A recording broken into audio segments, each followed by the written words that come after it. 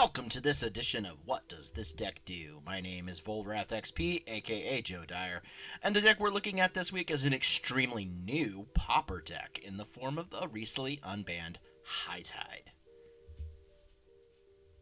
The banned and restricted announcement on March 31st, 2025 brought with it a number of changes to Pauper by the Pauper format panel. One of those big changes was the trial unban of High Tide. A trial unban is an unban where the Pauper format panel will keep an eye on the card till the next ban announcement in 3 months, and then fully decide what action to take, whether to reban it or keep it unbanned. To understand why High Tide was banned in Pauper, however, is a small history lesson. Pauper is a format that originally took shape on Magic Online, gaining popularity there as a format of all commons. This led to some confusion on card legality, as there were sets on MTGO that had cards like High Tide that had never been printed at common in any set, but the card in Paper Magic was printed at common in its original form. This applied to a number of cards between both Paper and Magic Online, and ultimately inherently led to issues as Pauper began to grow in popularity in Paper as well. Eventually, Wizards provided a unification of the format, proclaiming that anywhere a card was printed at common, the card was legal in Pauper. At that time, a few cards like High Tide and Sinkhole were added to the ban list preemptively as a precautionary measure. Now though, at least for the time being, High Tide is legal in Pauper, leading to the creation of a new creatureless, spell-based combo deck. The core engine of this deck, outside of the fact that the deck wants to cast High Tide, is based on what options are available to this deck to actually pay it off. Many of these effects that would provide to be a powerful enabler, like Frantic Search, Cloud of Fairies, etc., are all currently banned in Pauper, so the deck needed to find different ways to push the engine of High Tide. It found this engine in the form of the Splice mechanic from the original Kamigawa block. Splice onto Arcane works by casting an Arcane spell and then paying the additional cost for the then revealed Splice card in hand, which then adds the Splice spell's text to the Arcane spell being cast. It's a little convoluted, but basically it allows you to cast a bigger spell and leave the Splice spell in hand.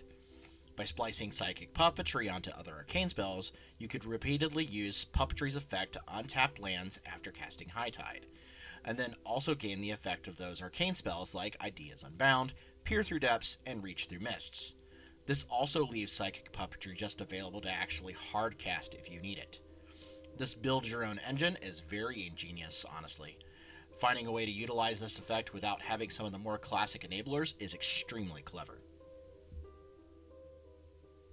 The engine is humming, and we're making lots of mana and drawing cards.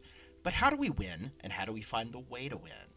The best payoffs in Pauper tend to be storm-related, but again, just like all of the enablers, all of those cards are banned. The primary win condition of the current decks is to loop the card Stream of Thought over and over to mill the opponent out. Stream of Thought continuously puts cards back into your library as well, which allows you to redraw and recast multiple effects you already had.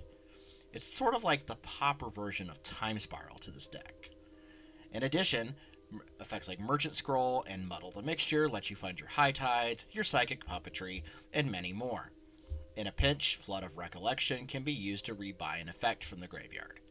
It's a slow and convoluted way to win the game for sure, but it's High Tide. I think we can expect it. The obvious question being asked so far about High Tide and these dedicated combo decks is it broken? Personally, based on the tournament results so far and looking at the deck lists, I don't believe it is. It is certainly an interesting and complicated deck, but I don't think it's actually any more broken than other combo decks in the format. In fact, it's kind of nice to have another creatureless spell-based combo deck in the format besides Poison Storm. I also didn't think this deck crowds out any other combo decks like the Broodscale decks seem to do. Players are still happy playing Walls, Familiars, which sometimes can play High Tide as well, and Goblins combo. This deck requires complicated gameplay, and also requires you to have to hit 4 mana at bare minimum to do so, and that's 4 land drops of mana since High Tide only affects islands. I will be relatively surprised if they reban High Tide in June when the next ban list announcement is, but that's also 3 months away, and there is room for this deck to potentially grow. Thanks for checking out this week's edition of What Does This Deck Do? If you like what you saw here, please hit like, subscribe, and hit the bell for notification on future videos. Once again, my name is Joe Dyer, aka Volrath XP. Thank you for watching, and have a great week.